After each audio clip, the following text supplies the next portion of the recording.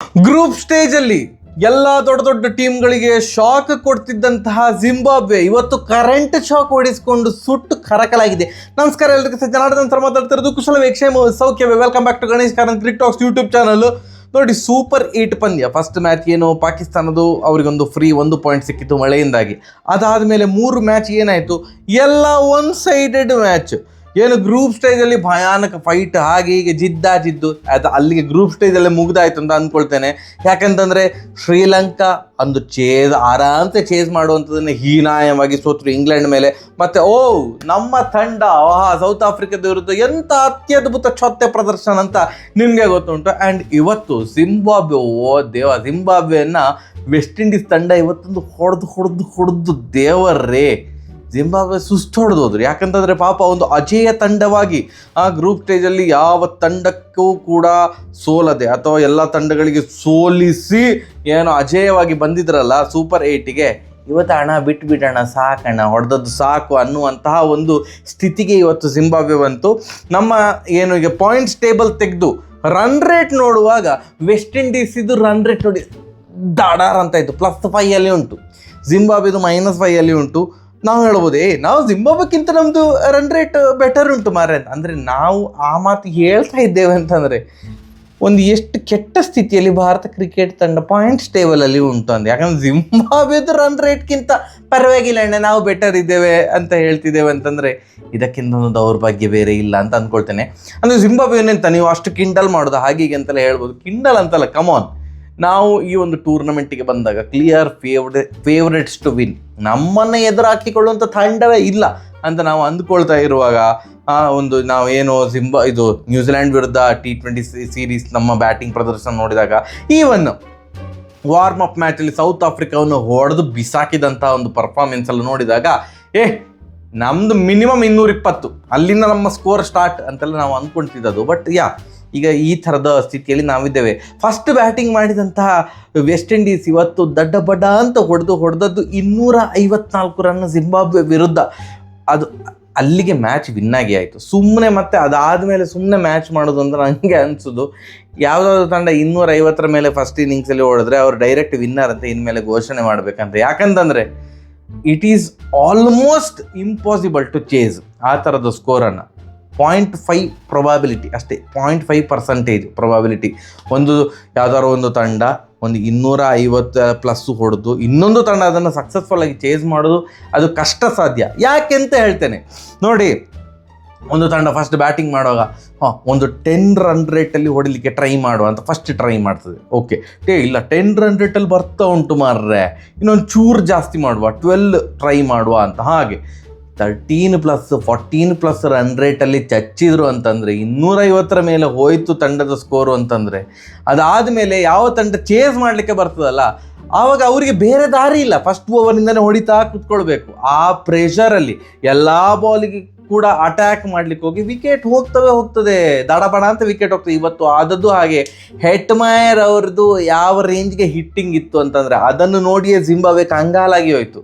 ಅಲ್ಲಿಯೇ ಚಡ್ಡಿಯಲ್ಲಿ 1 2 3 4 ಎಂತೆಲ್ಲ ಉಂಟು ಅದೆಲ್ಲ ಆಗಿ ಆಯಿತು. ಮತ್ತೆ ಪುನಃ ಚೇಸ್ ಮಾಡಲಿಕ್ಕೆ ಬರುವಾಗ ಅವ್ರದ್ದು ವಿಕೆಟ್ 103ಕ್ಕೆ 9 ವಿಕೆಟ್ ಹೋಗಿ ಆಗಿದೆ.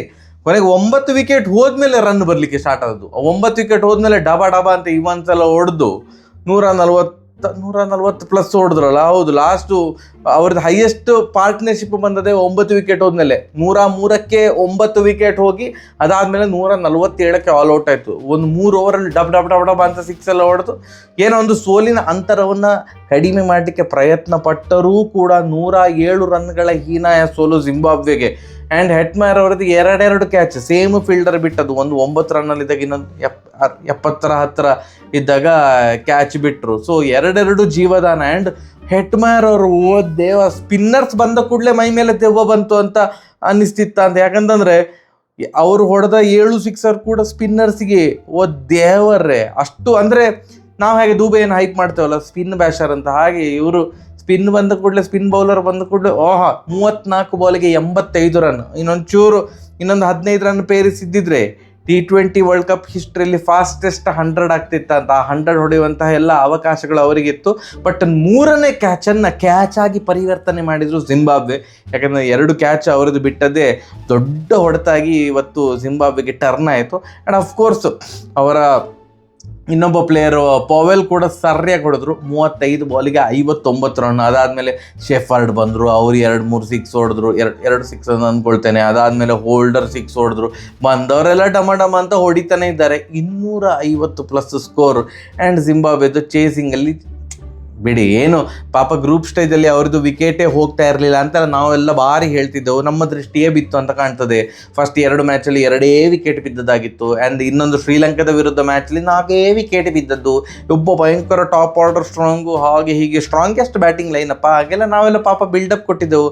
ನಮ್ಮ ದೃಷ್ಟಿಯೇ ಬಿತ್ತು ಅಂತ ಕಾಣ್ತದೆ. ಇವತ್ತು ಪಾಪ 103 ಆಗುವಷ್ಟರಲ್ಲೇ 9 ವಿಕೆಟ್, ಡಬಡಬ ಅಂತ ವಿಕೆಟ್ ಹೋಯ್ತು. ಅವರ ಸ್ಪಿನ್ನರ್ ಮೋಟಿ ಎಂತ ಸಿಕಂದರ್ ರಾಜಾ ಅವ್ರನ್ನ ಬೌಲ್ಡ್ ಮಾಡಿದಂಥ ಬಾಲ್, ಯಾ ದೇವರ್ರೇ, ಸೋ ಗುಡ್ ಬಾಲ್ ಆಯ್ತಾ. ಲೆಫ್ಟ್ ಆರ್ಮ್ ಒಂದು ಸ್ಪಿನ್ನರ್, ಈ ಅಕ್ಷರ್ ಪಟೇಲ್ ಥರ ಸ್ಪಿನ್ನರ್ಸ್, ಅದು ಪಿಚ್ಚಾಗಿ ಔಟ್ಸೈಡ್ ಎಜ್ಜನ್ನು ಬೀಟ್ ಮಾಡಿ ಡಮ್ ಅಂತ ವಿಕೆಟಿಗೆ ತಾಗೋದಿದೆಯಲ್ಲ ಆಫ್ ಸ್ಟಂಪಿಗೆ, ಸೂಪರ್.